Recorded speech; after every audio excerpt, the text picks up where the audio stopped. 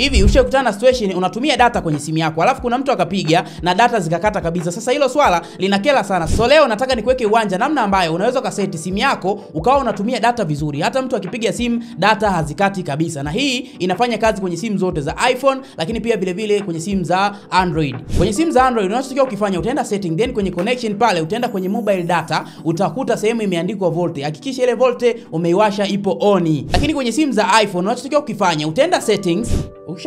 Ukishafika settings mzao, utaenda sehemu ya mobile service, utabonyeza mobile service, then utaenda kwenye line yako moja kwa moja. Kuna sehemu imeandikwa voice and data, utabonyeza pale, utakuta kipengele kimeandikwa volte. So utakiwasha pale, then baada ya hapo utakometisha mzao. Ili kuconfirm kama volte imefanya kazi, basi utaenda utampigia mtu yoyote simu. Kwa mfano mimi nitaandika namba hapa, nitapiga simu ili nione kama data zitakata. Kama unavyoona jamani, data zipo bado 4G, hazijakata kabisa. Kwa hiyo inamaanisha kwamba volte imekuwa accessed kwenye simu yangu na inafanya kazi. Kwa hiyo ndaendelea kuongea na simu wakati data zinafanya kazi.